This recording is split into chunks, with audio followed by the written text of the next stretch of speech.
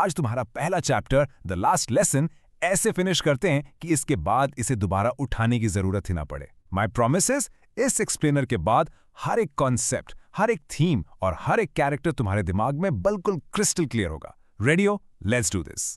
तो ये है अपना गेम प्लान। सबसे पहले स्टोरी का बैकग्राउंड समझेंगे, फिर सीधा स्टोरी में घुसेंगे।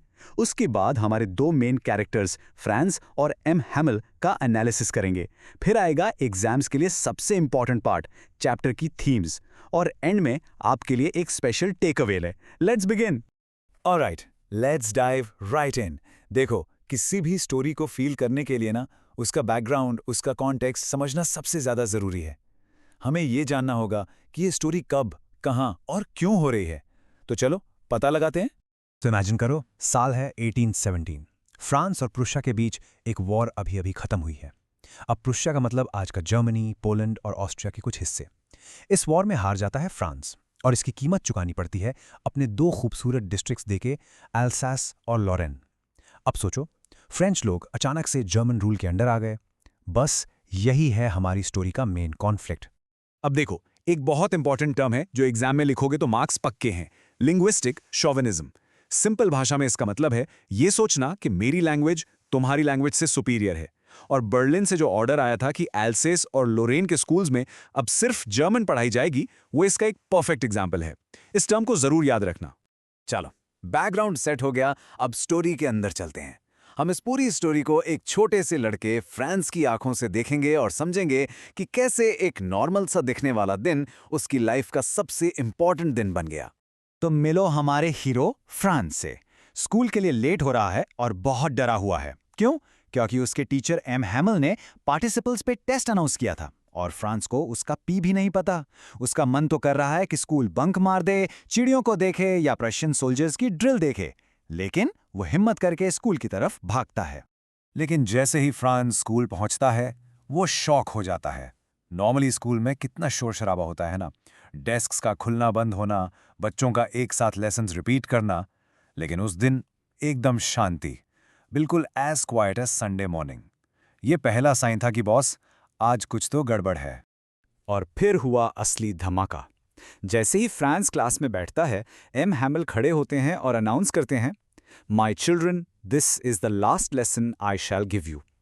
ये लाइंस फ्रांस के लिए एक थंडर क्लैप जैसी थी, जैसे जमीन पैरों के नीचे से खिसक गई हो। सडनली सब कुछ क्लियर हो गया।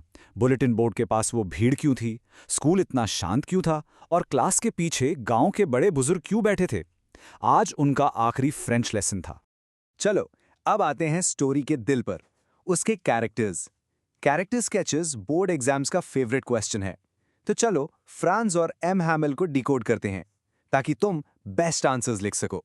यहां पर सबसे इंपॉर्टेंट चीज है ट्रांसफॉर्मेशन। फ्रांस, जिसको पहले पढ़ाई बोझ लगती थी, अचानक उसे अपनी किताबों से, अपनी लैंग्वेज से प्यार हो जाता है। उसे बहुत रिग्रेट फील होता है। और दूसरी तरफ है एम हैमिल, वो टीचर जिसे सब उनके टेरिबल आयरन रूलर की वजह से डरते थे, वो उस दिन एक पैशनेट देशभक्त के रूप में सामने आते हैं। ये सिचुएशन दोनों के अंदर का असली देश प्रेम जगा देती है। और एम हैमिल की ये सबसे कमाल की बात है, वो ब्लेम गेम नहीं खेलते। वो कहते हैं कि फ्रेंच लैंग्वेज की कदर ना करने के लिए हम सब जिम्मेदार हैं। तुम फ्रांस, क्योंकि तुम पढ़ने के बजाय बर्ड्स एग्स ढूंढने चले जाते थे। तुम्हारे पेरेंट्स, क्योंकि वो तुम्हें खेत में या मिल में काम पर भेजना ज्यादा पसंद करते थे, थोड़े एक्स्ट्रा पैसों के लिए। और मैं भी, क्या मैंने तुम लोगों को अपने फूलों में पानी डालने नहीं भेजा या छुट्टी नहीं दी जब मुझे फिशिंग पर जाना था? ये उनकी ऑनेस्टी और पूरी कम्युनिटी का कलेक्टिव रिग्रेट दिखाता है। ओके टीम, अब आते हैं सबसे इंपॉर्टेंट सेक्शन पर, चैप्टर का दिल, उसकी थीम्स। लॉन्ग आंसर क्वेश्चंस अक्सर इन्हीं पर बेस्ड होते हैं, तो पूरा ध्यान यहां। 3 मेजर थीम्स हैं। पहला, culture and language.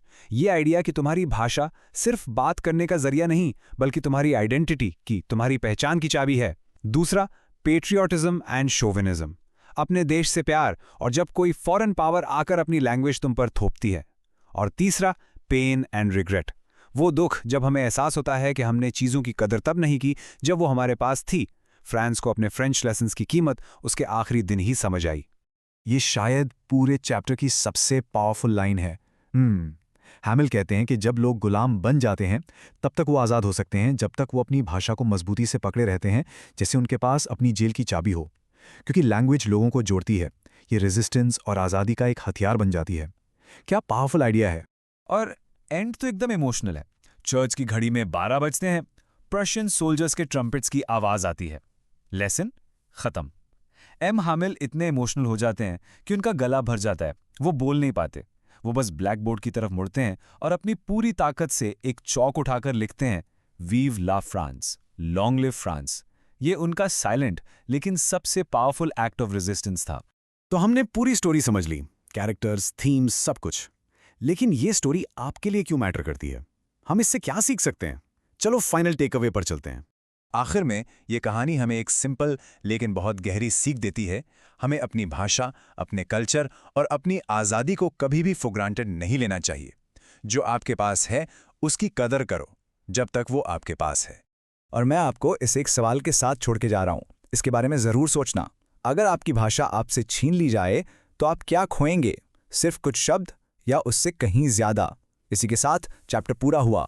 All the very best for your board exams, you are going to rock it.